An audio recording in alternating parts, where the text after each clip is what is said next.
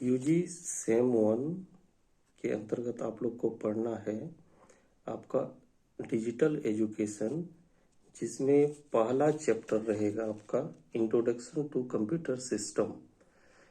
इसके अंतर्गत आएगा आपका पहला इंट्रोडक्शन आएगा, दूसरा है जनरेशन आएगा, तीसरा है कंप्यूटर का जो टाइप्स होता है, कंप्यूटर कितने टाइप्स के होते हैं वो रहेगा, और उसके बाद रहेगा फंक्शन, कंप्यूटर का मेरिट्स एंड डीमेरिट, उसके बाद रहेगा आपका components of the computer system. Unit 2 के अंतर्गत है आपका फाइल प्रोसेसिंग।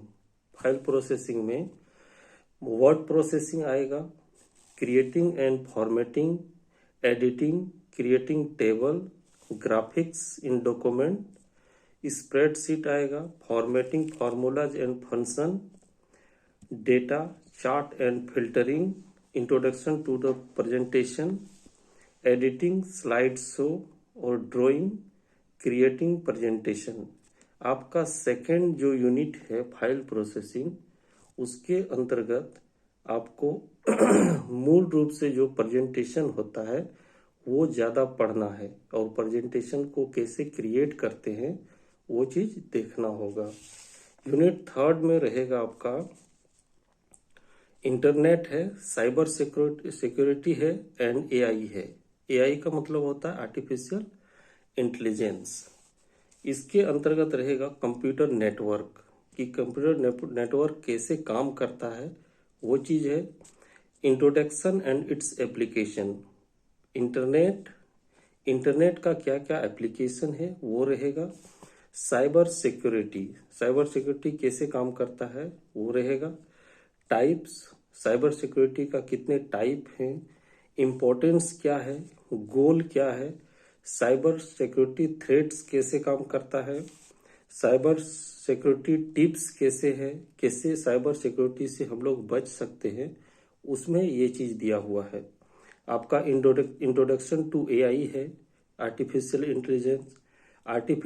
इंटेलिजेंस का टाइप्स है, उसका एग्जाम्पल है और बेनिफिट्स है। तीसरा यूनिट के अंतर्गत आप लोग को मूल रूप से पढ़ना है आपका इंटरनेट, कि इंटरनेट जैसे आप लोग सब कुछ जानते ही है, इंटरनेट कैसे काम करता है, उसका क्या क्या फंक्शन है। उसके बाद है आपका साइबर सिक्योरिटी कैसे काम करता है, आज के समय में साइबर सिक्योरिटी का क्या उपयोगिता है वो चीज़ पढ़ना है। और उसके बाद है लास्ट में आपका आर्टिफिशियल इंटेलिजेंस, जिसको आज के में जनरेशन में रोबोटिक्स भी बोलते हैं। आपका चौथा यूनिट है आपका ई गवर्नेंस। इसका पहले हम बता देते हैं, उसके बाद आप लोग समझ जाइएगा। ई गवर्नेंस का मीनिंग क्या है, दूसरा में है इसका ओरिजिन, तीसरा में है इम्पोर्टेंस, चौथा में है ऑब्जेक्टिव, उसके बाद है आपका fundamental advantage and disadvantage, challenge of e governance element, उसके बाद है आपका गवर्नमेंट टू सिटीजन मतलब G2C, उसके बाद है G2B यानी गवर्नमेंट टू बिजनेस, उसके बाद है आपका गवर्नेंट टू गवर्नेंट G2G, और उसके बाद है गवर्नेंट टू एम्प्लॉय G2E।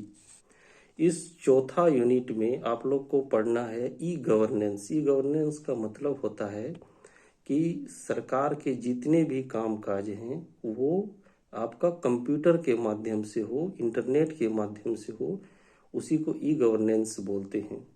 इसमें है कि इसका मतलब क्या है ई गवर्नेंस का, ये इसकी उत्पत्ति कहाँ हुआ है, और इसका इम्पोर्टेंस क्या है, मतलब इसका महत्व क्या है, या क्या इसका उद्देश्य है, इसका मूल रूप से इसका क्या भूमिका है गवर्नेंस में, इससे क्या एडवांटेज हैं और डिसएडवांटेज हैं, चैलेंज क्या है। आज के समय में ई गवर्नेंस एक चैलेंजिंग का काम हो गया है। उसके बाद इसमें एक और चीज़ है जिसको हम लोग को जोड़ना होगा कि गवर्नमेंट टू सिटीजन्स, मतलब सरकार जो है वो जनता से जुड़ा हुआ है। किस तरह से जुड़ा हुआ है जनता से, गवर्नेंट टू बिजनेस, गवर्नमेंट जो है, सरकार जो है वो बिजनेस से कैसे जुड़ा हुआ है, इंटरनेट के माध्यम से कैसे जुड़ा हुआ है, और उसके बाद है आपका गवर्नमेंट टू गवर्नमेंट, सरकार, एक सरकार दूसरी सरकार से इंटरनेट के माध्यम से किस प्रकार जुड़ा हुआ है। लास्ट में है आपका गवर्नमेंट टू एम्प्लॉय, गवर्नमेंट अपने एम्प्लॉय के साथ इंटरनेट के माध्यम से किस तरह से जुड़ा हुआ है। इसमें आप लोग को ये सब चीज पढ़ना है। इसमें एक चीज है कि ये चीज हम सब आप लोग को बताएंगे बाद में पूरा विस्तार से, एक एक चीज कि क्या होता है। Thank you.